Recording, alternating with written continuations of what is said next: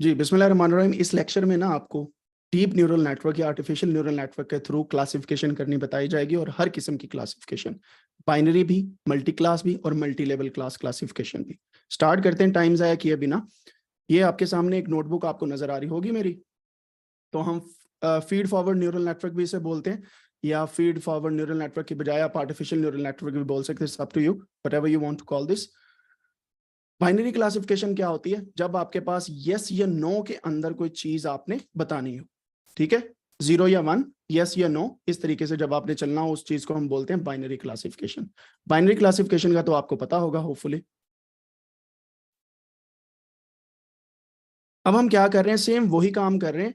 हमने eight the and जो हमारे पास पूरे का पूरा डेटा है उसे इनकोड करने के बाद हम मिसिंग वैल्यूज वगैरह या बाकी चीज़ें जो हैं वो उनको निकाल सकते हैं, या हम खुद से बाइनरी क्लासीफायर भी बना सकते हैं by using a numerical data. और यहाँ पे जो न्यूमेरिकल डेटा है हम उसका बाइनरी क्लासीफायर बना रहे हैं। कैसे बनाना है मैं भी आपको दिखाता हूँ। हमने जो हमारा एक लेबल है ना जिसका नाम है टोटल बिल, हम एक रेंज मुकर्रर कर देते हैं। अगर इससे ज्यादा बिल है तो वो हाई बिल है, इससे कम बिल है तो लो बिल है। तो हमारे पास दो क्लासेस आ जाएंगे, लो बिल या हाई बिल। मतलब जो खाना खाने गए हैं उनका बिल कम था या ज्यादा। तो हम किस तरीके से डिवाइड कर रहे हैं? हम मीडियन की लेफ्ट साइड को लो कह रहे हैं, राइट साइड को हाई कह रहे हैं। समझ रहे बात की? मीडियन एक सेंटर पॉइंट होता है ना। अगर 0 से $20 बिल बन रहा है टोटल, तो इसका मीडियन फॉर एग्जांपल अगर 10 है, 10 से ऊपर वालों को हाई बिल कह दे, 10 से नीचे वालों को लो बिल। तो हमने ये दो कैटेगरीज बना ली है बुलियन ऑपरेटर की।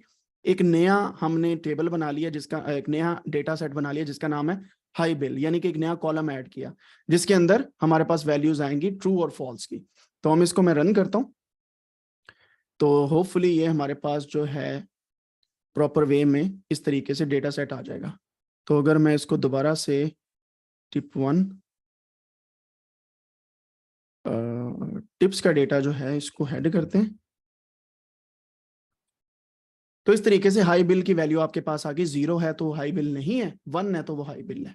ठीक है, यहां तक क्लियर होगी बात जी? अब अगर आप इसी चीज को नहीं करना चाहते, आप किसी और चीज के थ्रू इसको आगे लेके चलना चाह रहे हैं, मतलब आप चाहते हैं कि बकायदा मैं मेल या फीमेल को यहाँ पे प्रिडिक्ट करूं बजाय इसके कि मैं अपना क्लासीफायर, अपना एल्गोरिथम बनाऊं, तो आप न्यूमेरिक से भी बाइनरी क्लासिफिकेशन की तरफ जा सकते हैं, और खुद से करने के बजाय आप ऑलरेडी जो मेड आपके कैटेगोरिकल वेरिएबल उनकी बेस पे भी कर सकते हैं। तो यहाँ पे डिस्क्राइब किया हमने, सिर्फ हेड किया, this is really simple elements जो सिर्फ डेटा को व्यू करने के लिए हैं कि आप किस चीज को यहाँ पे देखना चाहते हैं। And then you can start with importing algorithm. सब कुछ सेम है, मैं यहाँ पे दोबारा से रिपीट नहीं करता। हमने यहाँ पे एक बाइनरी क्लासीफायर बनाया, यानी कि एक हमने नया वेरिएबल ऐड किया, और उसको हम प्रिडिक्ट करने जा रहे हैं कि किसी ने बिल हाई दिया है कि लो दिया है। और सेम वही चीजें सारी, सिर्फ वाई के अंदर वो वाला पैरामीटर आ जाना है जिसको हमने प्रिडिक्ट करना है, दैट शुड बी बाइनरी। उसमें डेटा बाइनरी होना चाहिए उस एक पैरामीटर के अंदर, क्योंकि हम बाइनरी क्लासिफिकेशन करने वाले हैं। अब जो चीज की चेंज आनी है ना, वो सिर्फ ये है कि यहाँ पे एक न्यूरॉन होना है और एक्टिवेशन फंक्शन सिग्मोइड है, दैट्स इट। बाकी सारी चीजें सेम है। सिग्मोइड क्यों है आपको भी पता है, वो बाइनरी क्लासिफायर है। एक्टिवेशन फंक्शन है जो वैल्यूज की बेस पे एक चीज को यस या नो में कन्वर्ट करता है। और क्यों एक हमारे पास न्यूरॉन है, दो क्यों नहीं है बाय द वे? एक ही न्यूरॉन में या यस आएगा या नो आएगा। ये नहीं होगा कि दो हों, एक कहे यस दूसरा कहे नो, फिर तो लड़ाई पड़ जानी है ना, रोला पै जाएगा फिर। तो वो रोले से बचने के लिए हम इस तरीके से एक न्यूरल नेटवर्क को रखते हैं, ठीक है। And then everything is same. आप यहाँ पे क्रॉस बाइनरी एंट्रोपी या बाइनरी क्रॉस एंट्रोपी रख सकते हैं। एडम ऑप्टिमाइजर है। मैट्रिक्स, आपके मैट्रिक्स चेंज हो जाएंगे जो मैंने पहले भी आपको बताया था। समझ आई बात की? अब आप मैट्रिक्स के अंदर, पिछली दफा हमने लॉस को किया था ना, लॉस में मीन स्क्वेयर्ड एरर था। दूसरे एरर से अगर मैं आपको दोबारा से दिखाऊं रिग्रेशन प्रॉब्लम को, तो यहाँ पे हमने, मैं आपको दोबारा से दिखाता हूं, हमने यहाँ पे कंपाइल करते वक्त लॉस फंक्शन लिखा था। अब हम लिखेंगे मैट्रिक्स। कौन सी मैट्रिक्स को आपने चलाना है? तो आप यहाँ पे एक्यूरेसी को लेके चलेंगे, ठीक है। लॉस का मतलब ये होता है कि एक जनरलाइज मॉडल से कितना फर्क है। याद करें सिंपल लीनियर रिग्रेशन में जो चीजें मैंने आपसे पूछी थी, आपको याद होंगी, ठीक है।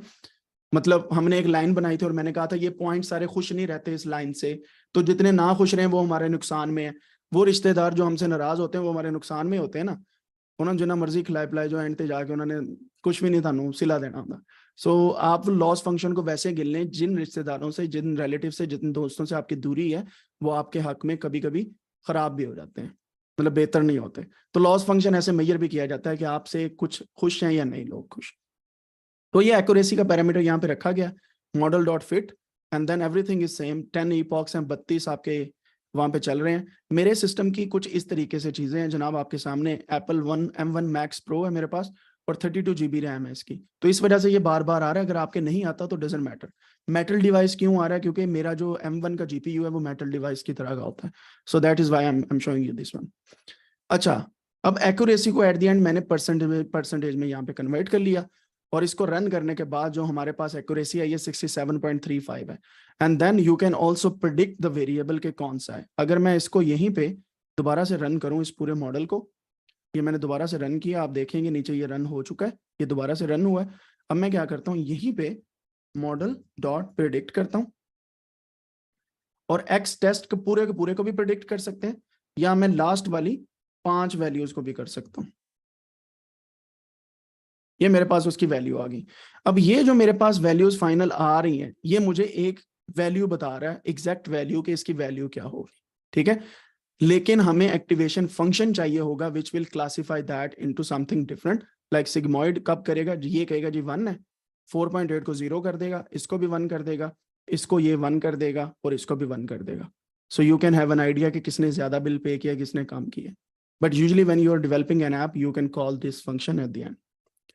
ओके, एक से ज्यादा मैट्रिक्स आप रख सकते हैं, ऑब्वियसली रख सकते हैं। You need to add different list with comma separation values, तो मैट्रिक्स आप ज्यादा भी रख सकते हैं, doesn't matter.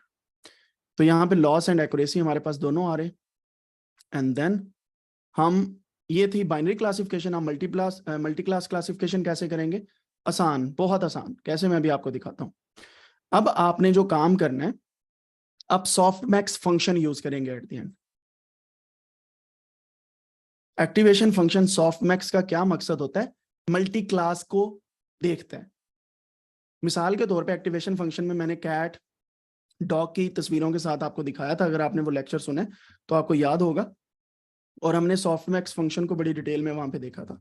Let me find out अगर मेरे पास वो तस्वीर पड़ी भी हो, सो आई कैन शो यू ये कैसे काम करता है। Yes, I found it. ये वाली स्लाइड अगर आपने लेक्चर सुना होगा तो आपको याद होगी, अगर नहीं सुना तो शायद फिर ना याद हो। ये वाली, this one, look. Soft max activation function क्या करता है कि सारी hidden layers, sorry input layer, फिर हिडन लेयर आ गई, फिर आउटपुट आपकी आ गई, फिर सॉफ्ट मैक्स फंक्शन जो इसके अंदर लगा होता है वो प्रोबेबिलिटी कैलकुलेट करके देता है हर एक वैल्यू की।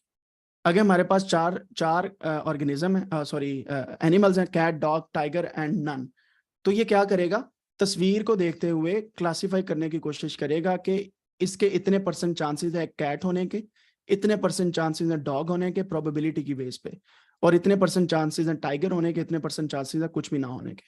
तो जब आप प्रोबेबिलिटी देखते हैं तो जिसकी सबसे हाई प्रोबेबिलिटी होती है वो हमारी वैल्यू फाइनल होती है। तो यहाँ पे जैसे मैंने बताया कि by observing the probability distribution we can say कि ये एक डॉग है।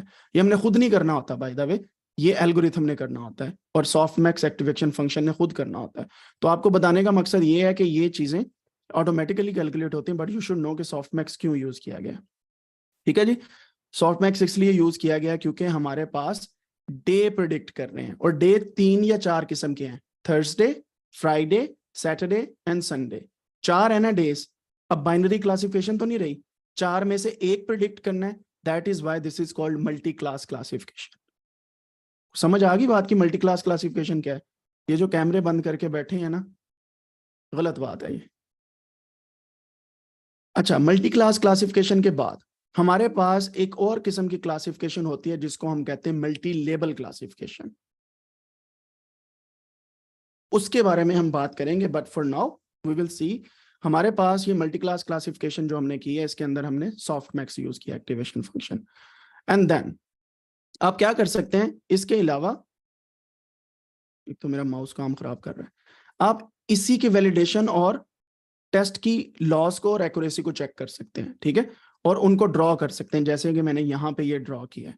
और यहाँ पे आपको पता चल रहा है कि पहले लॉस ज्यादा था, आहिस्ता आहिस्ता आहिस्ता आहिस्ता कम हुआ, और ये जो ट्रेनिंग लॉस है ये कम होता गया, लेकिन वैलिडेशन लॉस एक पॉइंट पे आके एक्स्ट्रा हो गया, ज्यादा हो गया। That means we have to tweak our algorithm, ठीक है। सो यूजुअली ऐसा भी होता है। एंड देन अगर आप दोबारा देखें, सो यहाँ पे आप दोबारा से ऑप्टिमाइज करके उसको करेंगे तो इस तरीके से आपकी कुछ फिगर्स आना स्टार्ट हो जाएंगे। ये जो मैं फिगर्स आपको दिखा रहा हूँ, इनका मकसद क्या है? इनका मकसद है आपको बताना कि आपका मॉडल बेस्ट फिट हुआ है, अंडर फिट है, ओवर फिट है, या आपके मॉडल की कुछ खराबियां आपके सामने हैं। और उसके लिए मैंने अगला लेक्चर आपको अभी दिखाता हूँ, जिसके अंदर हम देखते हैं कि कैसे आप मॉडल की फिटनेस चेक कर सकते हैं।